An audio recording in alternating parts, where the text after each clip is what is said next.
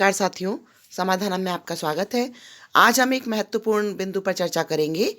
शिक्षक मूल्यांकन प्रपत्र टीएएफ जो है हमारा, वो हमें ऑनलाइन कैसे भरना है। तो ये जुलाई से और दिसंबर तक भरा जाना है, 2020 तक, और ये सभी शिक्षकों को भरा जाना है। तो हम देखते हैं कि हमें इसे किस तरह, ये हमें शाला दर्पण पे जाके भरा जाना है। तो देखिए, सबसे पहले हम शाला दर्पण पे जाके इसको हम लॉगिन करते हैं और उसके बाद में हम स्टाफ विंडो, हमें शाला दर्पण स्कूल में नहीं जाना है, स्टाफ विंडो पे हमें जाना है। और अपनी स्टाफ विंडो पे जाके देखिए, स्टाफ लॉगिन पे जाना है हमें। स्टाफ लॉगिन पे जब हम क्लिक करेंगे तो हमारा ये स्टाफ लॉगिन पेज खुलेगा। इसमें हमें अपना यूज़र नेम पासवर्ड डालना है, साथ में जो कैप्चा हमें एंटर करेंगे। उसके बाद हम जब पूरा करके इसको कंप्लीट करके लॉगिन करेंगे तो हमारा ये पेज खुलेगा। इस पेज में हमें जो लेफ़्ट साइड में 3 लाइंस दी हुई हैं, इस पे जाके हमें क्लिक करना है। देखिए, ये हमारा इसका स्टाफ विंडो का हमारा होम पेज खुलता है। होम पेज पे हमें फॉर्म्स जो दिया हुआ है, यहाँ आके जब हम क्लिक करेंगे, देखिए फॉर्म्स के अंदर 2 तरह के फॉर्म हमारे खुल रहे हैं। एक है टीएएफ, एक है एप्लीकेशन फॉर डिपार्टमेंटल सर्विसेज। तो हमें यहाँ पे टीएएफ पे जाके हमें क्लिक करना है। जब हम इस पे क्लिक करेंगे तो देखिए, टीएएफ टीचर फॉर्मेट हमारा ये खुल गया है सेशन 2020 और 21 के लिए। हमें अब इस पे क्लिक करना है। 2020-21 सेशन के लिए हम टीएएफ भरने जा रहे हैं। अब इसमें हमारा पूरा पोस्टिंग डिटेल हमारा आ जाएगा इसमें, और इसे हमें आइडेंटिटी करनी है, हम उसको पर्सनल डिटेल की सारी, वो आप अपनी टैली कर लें इसमें कि आप सही भर रहे हैं। आप ही का है तो आप ही का खुलेगा इसमें। इसके बाद हमारा आता है एक जो नया इसमें कॉलम शुरू किया गया है कि आपके मोबाइल नंबर और आपका ईमेल आईडी भी इसमें वेरीफाई किया जाएगा। देखिए, इसमें वेरिफिकेशन सूचना के निम्न विवरण के संबंधित कॉलम को देखें। रेड कलर में मैसेज आ रहा है। तो यहाँ पे मैं बता देती हूँ आपको, ये देखिए इस तरह से कि आधार नंबर जैसे ऑथेंटिकेट है ऑलरेडी सभी का होगा, तो यहाँ ग्रीन आएगा हमारा। मोबाइल नंबर ईमेल आईडी अभी किसी के भी वेरीफाइड नहीं है, तो सभी के रेड आएंगे। तो देखिए, इसमें अब एक बार हम दोबारा से इसको पढ़ते हैं। रेड कलर में मैसेज आ रहा है तो उस बटन पर क्लिक करें, वेरीफाई प्रोसेस संपादित करें, और मोबाइल और ईमेल वेरिफिकेशन के समय जो मोबाइल पे और ईमेल आईडी पे जो ओटीपी आएगा, वही ओटीपी आपको एंटर करना है और आपका वेरिफिकेशन प्रोसेस कंप्लीट हो जाएगा। अब देखिए, आप इसमें आधार नंबर हमारा ऑथेंटिकेटेड है। अब हम मोबाइल नंबर अपना वेरीफाई करने जा रहे हैं। मोबाइल नंबर के ऊपर जो रेड है हमारा नॉट वेरीफाइड, इस पर आप क्लिक करेंगे। इस पर जब हम क्लिक करेंगे तो इसमें लिखा हुआ आएगा, आपके दिए गए मोबाइल नंबर पर ओटीपी आएगा। सही ओटीपी एंटर करने पर मोबाइल वेरिफिकेशन प्रोसेस कंप्लीट हो जाएगा। आप इसे ओके पे क्लिक करें। जैसे आप ओके करेंगे, आपके राजरमसा जो है यहाँ पे एसएमएस आएगा आपका राजस्थान से सरकार द्वारा। अब ये जो ओटीपी आ गया है, आप इस ओटीपी को यहाँ पे एंटर करें, सबमिट करें। जैसे ही हम सबमिट करेंगे, आपका ये जो शाला दर्पण से मैसेज आएगा कि confirm to validate OTP, confirm हो गया है। आप इसको करना चाहते हैं तो ओके कर दीजिए। इसके बाद मैसेज आएगा हमारा मोबाइल नंबर वेरीफाइड सक्सेसफुली, और ये हमारा हमें इसको क्लोज करना है। आप नीचे देखिए, इसमें दिख रहा है आपको विंडो में कि मोबाइल नंबर के आगे ग्रीन हो गया है। जो रेड था नॉन वेरीफाइड लिखा हुआ था, यहाँ पे अब वेरीफाइड लिखा हुआ है और ये ग्रीन हो गया है। अब आगे हम देखते हैं। अब हमारा ईमेल आईडी नॉट वेरीफाइड है। अब हम ईमेल आईडी जो नॉट वेरीफाइड है, इसे हम यहाँ क्लिक करेंगे। इसके पहले यदि आपने अपना शाला दर्पण पे ईमेल आईडी आपने नहीं बनाया है, नहीं डाला है, तो आप पहले वो कंप्लीट करें, उसके बाद ही आपका ये वेरीफाइड हो पाएगा। अब हम इस रेड पे जब हम क्लिक करेंगे तो देखिए, इसमें मैसेज आ रहा है हमारे पास वापस कि दिए गए ईमेल पर ओटीपी आएगा।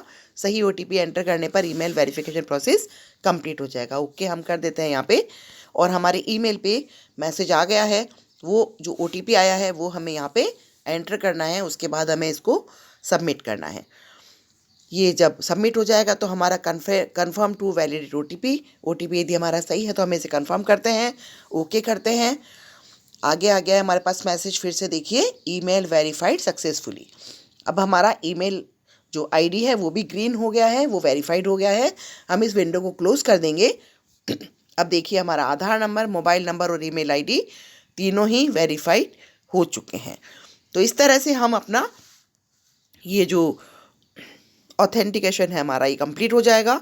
मोबाइल नंबर और ईमेल आईडी भी हमारे TAF से जुड़ जाएंगे।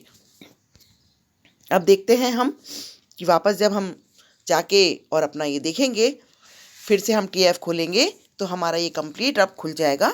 शिक्षक मूल्यांकन प्रपत्र 1 जुलाई 2020 से दिसंबर 2020 तक का हमारा ये खुला है। हमारे विद्यालय का नाम आएगा, हमारी यूनिक आईडी आएगी, शिक्षक का नाम इसमें आएगा और कार्मिक की यूनिक आईडी, कार्मिक का मोबाइल नंबर। ये आप सभी अपनी टैली कर लें कि सही है या नहीं है। और इसके आगे हम चलते हैं कि यदि आप संस्था प्रधान के रूप में काम कर रहे हैं या नहीं कर रहे हैं, ये दोनों आपको भरने हैं। इसे फिर हमें सत्यापित करना है, यहाँ पे वेरीफाई करना है। इसे जब हम सत्यापित कर देंगे तो आगे हमारा ये पूरा भाग जो है खुल जाएंगे। भाग 1, भाग 2, भाग 3, 4, ये हमारे इस तरह से 4 फॉर्मेट इसमें हैं। अब देखते हैं हम इसमें कि भाग 1 में हमारा क्या है। भाग इसमें है वर्तमान वर्ष में पढ़ाई जाने वाली कक्षा एवं विषय। विद्यालय लॉगिन से सत्र 2020-21 में जो मैपिंग किए हुए हैं वे ही सब्जेक्ट यहाँ पे आपके प्रदर्शित किए जाएंगे। सब्जेक्ट अपने टैली कर लें आप, उसमें कोई गलती है तो वहाँ शाला दर्पण पे सही करवाएं। फिर है कि विगत 1.2 जो है कि पिछले 6 माह में विद्यालय में शिक्षक की भौतिक उपस्थिति कितनी रही है। ये जब हम यहाँ सेलेक्ट पे क्लिक करेंगे तो आपके पास 3 ऑप्शन खुलेंगे, उनमें से आपको अपनी उपस्थिति यहाँ भरनी है। फिर है अन्य विभाग संस्था में प्रतिनियुक्ति या शैक्षिक गतिविधि पर रहे हैं तो उन दिवसों की संख्या आपको भरनी है कि यदि आप प्रतिनियुक्ति पे गए हैं या कोई शैक्षिक गतिविधि के लिए आप बाहर गए हैं विद्यालय से तो उसके दिनों की संख्या आपको भरनी है। अन्य कार्य, यदि कोई गैर शैक्षणिक कार्य आपने किया है उसके लिए आप दिनों की संख्या यहाँ भरेंगे। आगे देखते हैं हम 1.3 कि अपना जो कार्य निष्पादन है उसे हम नीचे दिए गए मापदंड के अनुसार 1 से 5 तक स्वयं रेटिंग दें, यानी कि ये हमें खुद को भरना है। संस्था प्रधान भी यदि स्वयं शिक्षक के रूप में प्रपत्र भर रहे हैं तो कॉलम जो 4 है वो उनका PEO या CBO द्वारा भरा जाएगा। तो इसमें हमें क्या क्या भरना है, देखिए 1 नंबर है हमारा औसत से कम, कि यदि हमारा परफॉर्मेंस यदि बहुत कम है तो हम 1 डालेंगे, उससे अच्छी है तो 2 डालेंगे, उससे अच्छी है तो हम 3 डालेंगे, और बहुत अच्छी हमारी परफॉर्मेंस हमने रखी है अपनी तो हम 4 डालेंगे, और हम मानते हैं कि हमारा काम बहुत ही अच्छा है तो हम इसमें 5 नंबर डालेंगे। तो देखते हैं हमें किस तरह से हमें करना है। क्रम संख्या, निष्पादन सूचक 2 नंबर में है। शिक्षक द्वारा स्वयं मूल्यांकन, ये हमें अपने 3 नंबर में इसमें भरना है। आगे जो 4 नंबर का कॉलम है ये संस्था प्रधान नियंत्रक अधिकारी द्वारा मूल्यांकन हमारा किया जाएगा। देखते हैं क्रम संख्या 1, विद्यालय में स्वयं अनुशासन, नियमितता एवं सदाचार। हम अपने को मूल्यांकन करते हुए अपने आप को हम किस श्रेणी में रखते हैं, 1, 2, 3, 4, 5, ये श्रेणी हमें यहाँ क्लिक करके भरनी है। जो नीले बॉक्स अभी आप यहाँ देख रहे हैं सिर्फ यही आपको भरने हैं। 4 नंबर में आपको कुछ नहीं करना है, वो आपके द्वारा नहीं भरा जाएगा। इस तरह से हम देखते हैं यहाँ पे शिक्षण योजना बनाना, समीक्षा करना, पाठ्य पुस्तकों के अतिरिक्त अन्य सामग्री का कक्षा शिक्षण प्रक्रिया में प्रयोग करना। फिर है नियमित रूप से बच्चों का आकलन कर उनकी प्रगति को दर्ज करना, बच्चों की प्रगति अभिभावकों या SDM से सदस्यों से अवगत कराना, बच्चों की शैक्षिक प्रगति के साक्ष्य या प्रमाण रखना, जो आजकल हम सभी रख रहे हैं, उनके पोर्टफोलियो बना रहे हैं। सीखने सिखाने की प्रक्रिया में बच्चों की भागीदारी सुनिश्चित करना, और बच्चों को पर्याप्त कक्षा कार्य, गृह कार्य देना, उसकी नियमित जांच कर सुधारात्मक कार्य करना, पुस्तकालय उपयोग हेतु बच्चों को प्रेरित करना, विद्यार्थियों को विषय आधारित जिज्ञासाओं को प्रेरित कर उनका समाधान करना और पूर्ति के लिए प्रयास करना, शिक्षण कार्य व व्यवहार से छात्रों की संतुष्टि, कक्षों व परिसर में स्वच्छता एवं सुरक्षित वातावरण निर्माण में भागीदारी, स्थानीय भाषा को मान देकर विद्यार्थियों व समुदाय से आत्मीय व्यवहार, अपने विषय से संबंधित संदर्भ पुस्तकें एवं सावधिक पत्र पत्रिकाएं पढ़ना, और अंतिम है शिक्षक द्वारा चुनौतियों के निराकरण में किए गए प्रयास। इन 15 में सभी में हमें कुछ न कुछ भरना है। 1 से 5 तक के अंक हमें दिए जाने हैं। ये हमारा जब कंप्लीट हम कर देंगे तो अपने आप ही इसमें योग आ जाएगा। इसके बाद जो शिक्षक और संस्था प्रधान के उक्त निष्पादन सूचकों के आधार पर संस्था प्रधान या सीबीओ द्वारा जो हमारी ग्रेडिंग हमें दी जाएगी, वो देखिए आप कि इसमें टिक हो जाएगा कि ए ग्रेड है हमारी औसत से कम, बी 46 से 60 है, ए में हमारा 60 से 75 है। इसी तरह से जो कम हमारा जो टोटल ग्रेड होगा उसके आधार पे हमें ये ग्रेडिंग मिलेगी। इसके बाद हम देखते हैं भाग 2। भाग 2 है हमारा, जब हम भाग 2 पे वापस जाके क्लिक करेंगे तो भाग 2 हमारा खुलेगा। शिक्षक द्वारा शिक्षण कार्य को बेहतर बनाने में महसूस की जाने वाली चुनौतियाँ, किन्हीं 3 बेहद जो कठिन चुनौतियाँ हैं उनको घटते क्रम में वरीयताएं देनी है। जो आपको सबसे ज़्यादा बड़ी चुनौती लग रही है उसे हमें 1 नंबर देना है। उससे कम जो है हमारे लिए कठिन कम है उसे हम 2 नंबर देंगे, और जो सबसे कम चुनौती है हमारे लिए उसे हम 3 नंबर देंगे। इसे हमें सिर्फ 3 ही भरना है, इसमें केवल 3 चुनौतियों को ही भरना है, 1, 2, 3।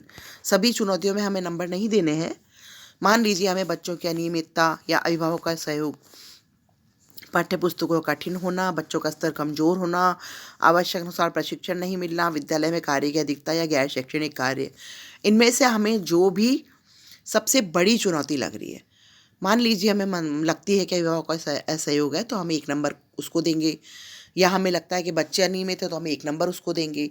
जो हमें सबसे बड़ी चुनौती लग रही है उसे हम 1 नंबर देंगे, उससे छोटी चुनौती है उसे हम 2 नंबर देंगे, और जो सबसे कम चुनौती है हमारे लिए उसे हम 3 नंबर देंगे। सिर्फ हमें यहाँ 1, 2, 3 ही भरने हैं, बाकी को हमें खाली छोड़ना है। इसी तरह से हमारे पास में 9 कॉलम है। 9 में से हमें जो भी 3 ठीक लगते हैं, जिन्हें हमें चुनौती के रूप में स्वीकार करना पड़ रहा है, वो हम 3 अंक इसमें देंगे। आगे हम देखते हैं 1.7 शिक्षक द्वारा जिन प्रशिक्षणों की आवश्यकता महसूस की जा रही है, किन्हीं 3 आवश्यकता वाले प्रशिक्षण को आवश्यकता के अनुसार संबंधित बॉक्स में घटते क्रम में वरीयताएं देनी है हमें। जैसे हमें लगता है कि सबसे ज़्यादा हमें आवश्यकता किस प्रशिक्षण की है उसे हम 1 नंबर देंगे, उससे हमें जो कम आवश्यकता लगती है प्रशिक्षण की उसे हम 2 नंबर देंगे, और उससे जो कम, सबसे कम हमें जिस क्षेत्र में प्रशिक्षण की आवश्यकता है उसे हम 3 नंबर देंगे। यहाँ भी हमें सिर्फ 1, 2, 3 ही भरना है। इस तरह से हमारे पास देखिए प्रशिक्षणों के नाम हैं: शिक्षण कौशल, व्यक्तित्व विकास, विज्ञान एवं गणित, अंग्रेजी, विद्यालय प्रबंधन, कक्ष प्रबंधन और योगा।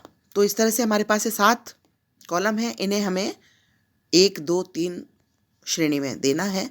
हमें जिसकी सबसे ज़्यादा आवश्यकता है प्रशिक्षण लेने की उसे हम 1 नंबर देंगे। ये हमारे अपने प्रशिक्षणों के बारे में बात हो रही है, तो हमें जो लगता है कि हमें जिस प्रशिक्षण की आवश्यकता है, सर्वाधिक आवश्यकता 1 नंबर, उससे कम 2 और उससे कम 3, बाकी को हम खाली छोड़ेंगे। हमें सिर्फ यहाँ 3 ही भरने हैं। आगे देखिए कि शिक्षकों द्वारा स्वयं के कार्य के बारे में किया गया योगदान या प्राप्त पुरस्कार, इसके कॉलम में हमें चयन करना है। विद्यालय के भौतिक विकास में आपने योगदान दिया है तो हम यहाँ टिक करेंगे।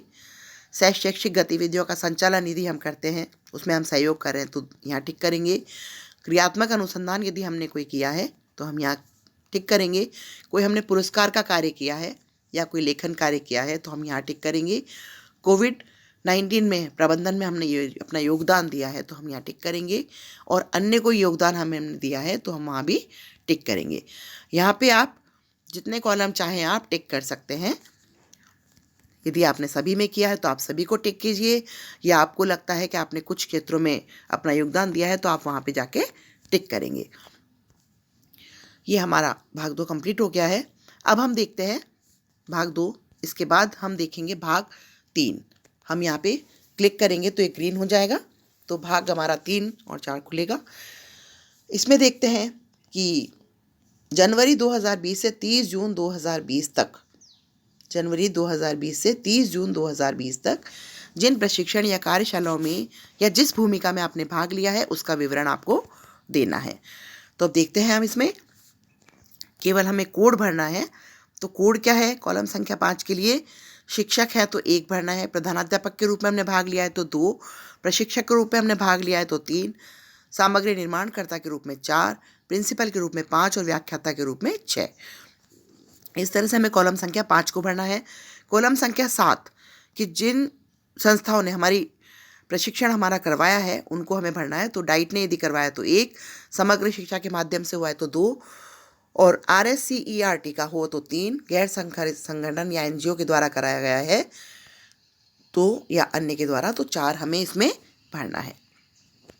और यदि हमने किसी प्रशिक्षण में भाग नहीं लिया है तो हम इसमें कॉलम संख्या 2 में कोई नहीं विकल्प का हम इसमें चयन कर लेंगे।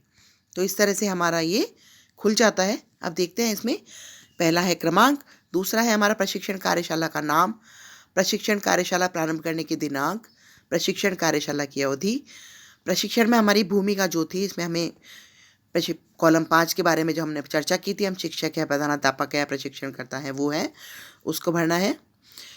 फिर है 6 प्रशिक्षण कार्यशाला का मुख्य बिंदु। यहाँ पे मुख्य बिंदु क्या है, और यदि उच्च प्राथमिक कक्षाओं के लिए है तो उसमें विषय भी हमें लिखना है। प्रशिक्षण कार्यशाला आयोजन करता हमारे कौन है, ये हमें इसमें भरना है। और इसके बाद है 8वां कॉलम कि प्रशिक्षण की उपयोगिता या गुणवत्ता एवं उपादेयता की ग्रेडिंग आपको इसमें देनी है। तो आप इसमें A ग्रेड, B ग्रेड भी इसमें हम ग्रेडिंग देनी है हमें। ये कंप्लीट हो जाएगा हमारा। जब हम प्रशिक्षण के उसमें भरेंगे तो हमारी प्रशिक्षण के कॉलम खुलेंगे कि हमने कौन सा प्रशिक्षण किया है। तो जब इसे हम अपने प्रशिक्षण कार्यशाला का नाम आएगा तो उसमें ये खुल रहे हैं आपके। इसमें आप देख लीजिए जो भी प्रशिक्षण आपके द्वारा किया गया है वो आप इसमें भर दें। नवीन पाठ्य पुस्तक आधारित SEC, SMC, क्लस्टर, 1 दिवसीय उच्च माध्यमिक विद्यालय प्रधानाध्यापक को कंप्यूटर का, गणित विज्ञान के कठिन बिंदुओं का, या गणित विज्ञान प्रयोजना निर्माण, इसके लिए TLM प्रशिक्षण, कक्षा कार्य, गृह कार्य, जांच सुधार कार्य, सुलेख संबंधी मूल्यांकन प्रक्रिया, प्रश्न पत्र निर्माण, बहुस्तरीय नवाचार आधारित RT, सिंधी, पंजाबी या अन्य, या इसके अलावा कोई ट्रेनिंग नहीं की है, निष्ठा एलिमेंट्री या निष्ठा। इस तरह से हमारे सारे प्रशिक्षण इसमें खुल जाएंगे। इसके बाद कंप्यूटर प्रशिक्षण यदि आपने प्राप्त किया है तो उसमें आप यस कीजिए। इस तरह से हमारा पूरा ये कंप्लीट हो जाएगा। आगे देखते हैं कि पाठ्य पुस्तक प्रशिक्षण एवं विभागीय प्रशासन की कार्यशैली के संबंध में अपने कार्य निष्पादन को नीचे दिए गए मापदंड के अनुसार 1 से 5 तक रेटिंग करनी है आपको। 1 है औसत से कम, 2 है औसत, 3 है अच्छा, 4 है बहुत अच्छा और 5 है उत्कृष्ट। तो ये जो हमारे कार्यक्रम है, पाठ्य पुस्तक एवं पाठ्यक्रम, आप क्या रेटिंग देते हैं इसको। प्रशिक्षण कार्यक्रम जो हमारे विभाग द्वारा किए जाते हैं इसकी क्या रेटिंग है।